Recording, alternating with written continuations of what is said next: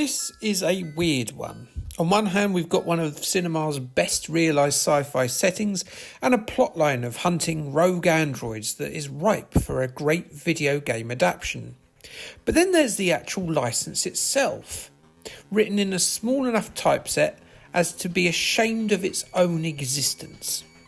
A video game interpretation of the film score by Vangelis. That's quite a mouthful, but what in the Jehovah is that about?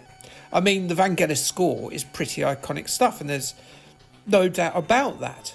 But a video game interpretation of the score? What's the story with this one then? Well, this is going to be quite a short explanation, because really there isn't one. Information is pretty scant. Creators CRL apparently tried to get the movie license from Warner Brothers, but they couldn't secure it. That's about the depth of information there is out there. I've had a dig around to find out if it was down to Warner's being reluctant, or if it cost too much money for a small software house like CRL to secure, and from the looks of it, that's about the best explanation I could find. There's not much information in any of the pages of the publications of the time. Whether or not CRL approached the next obvious point of call, that being the estate of the original author of the book, of which Blade Runner is based, is also not specified anywhere. Sci-fi pensmith Philip K. Dick had passed on a couple of years before this game's released in 1985, but it is possible that this was disregarded given that the book's name, Do Androids Dream of Electric Sheep, was perhaps not considered. I mean, Blade Runner was a cool, badass sounding name for a video game known to billions of people worldwide because of the movie, whereas the philosophic nomenclature of the book would perhaps be thought of as a little bit too confusing for the average punter. Could there be a chance that your average everyday Joe would have looked at the title and just assumed they were going to get a cutesy platform adventure based around chrome robot ovines? Who knows? So regardless of these flights of fancy musings and horrendous conjecture on my part, Vangelis was approached and we ended up with the rather unwieldy licence we see on the cover. The plus point of this is that because they got Vangelis' name, we get a rendition of Vangelis' instantly recognisable theme on the title screen. Well, it's a plus point depending on whether you like 8-bit computers doing interpretations on their crappy old sound chips. So yeah, this might not actually be a plus point. Some of the artwork depicts Harrison Ford's character Deckard looking legally distinct enough from the Han Solo acting megastar as for him not to get all antsy and worse, loyally. The logo is on point, and thanks to the marvel that is the limited nature of 8-bit computers, the featureless blobby inhabitants of the dystopian 2019 Los Angeles, yes 2019, well, they're not going to pique anyone at Warner's interest.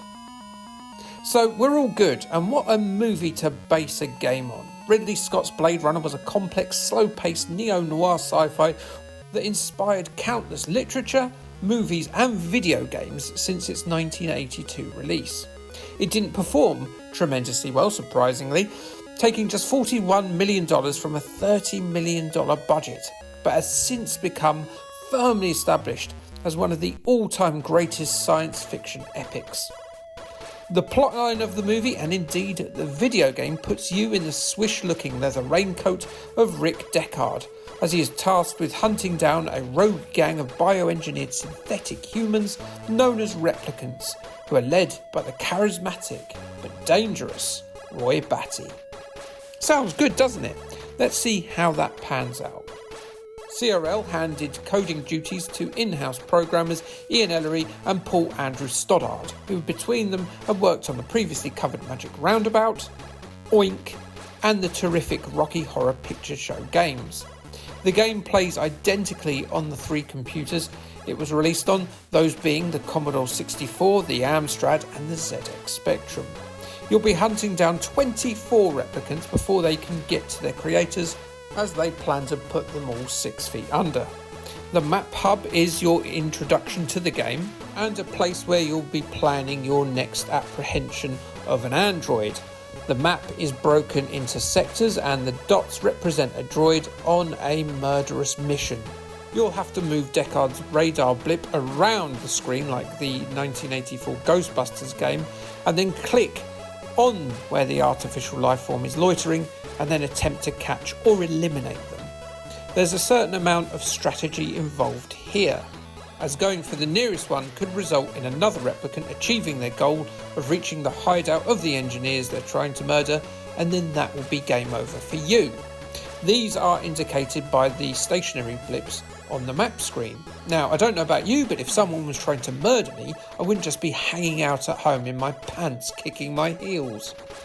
Once you've decided on a replicant to hunt, move your blip over theirs and you'll get to the meat of the game, the pursuit. Your flying car lowers, a little too slowly in my opinion,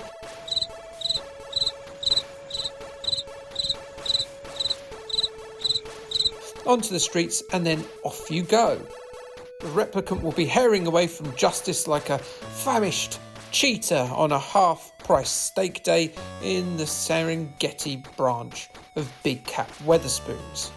You'll need to either arrest them by catching them, which is nigh on impossible, or by lining up behind them and unloading a clip into their cybernetic spinal column. Replicants will be easier to dispatch earlier on in the game, but by the time you get to the mid-teens, they'll prove to be very tricky to catch indeed. You're a metaphorical salmon swimming upstream against numerous cars and civvies walking ponderously in your direction. This poses no issue at all to the replicant, as they will just swat them to the ground, but Deckard only has feeble human muscles and will end up flat on his back if a human being collides with them, allowing the GM person to make good their escape. A car will stop Deckard's pursuit altogether, because getting hit by a car moving in the other direction from you is sort of well guaranteed to kibosh any game of tag with a superior artificial athletic robot chap or chapess. The collisions with people can get a tad frustrating, as Deckard will occasionally get up and immediately trip over the same person like a bloomin' goof. And in terms of the gameplay, I've just covered all of it. Yes, that's it. That's all there is to the game. You've got the strategy bit on the map screen and then the runny bit. And there's nothing else in the game at all. It is a little bit desperate for a bit of variety. Graphically, it's well par for the course for 1985. The graphics cannot compete with the artistic look of the movie in either the backgrounds or the sprites. But fair play, there is a good flap to Deckard's coat in his animation. Overall, it's adequate, though very rough around the edges, and now largely forgotten, like Tears in the Rain or something. I wonder what Vangelis thinks of it. Probably not a lot. Commodore user kind of agree with me and say you don't get a lot of value. They gave it a 1 star for value and said it would be okay for $1.99, but not enough depth or lasting value for the $8.95 price tag. CVG were kinder in their review, giving it a 6 out of 10, but they shared Commodore users' assessment. Maybe Blade Runner will work as a budget product, but at £9 you can spend wisely elsewhere. Sinclair user gave it a 3 out of 5. They said that Andrew Stoddard should be better than to portray the player for their own artistic self-indulgence. Ooh, arc at them. So yes, this is probably the only video game interpretation of a film score that I'm going to cover anytime soon. But what are we going to do next time out? Well, we're going to stick with films and get in a bit of a festive mood, because we're going to look at the very strange version of Die Hard that was put out in Japan on the PC Engine. Like, subscribe, and K, thanks, bye.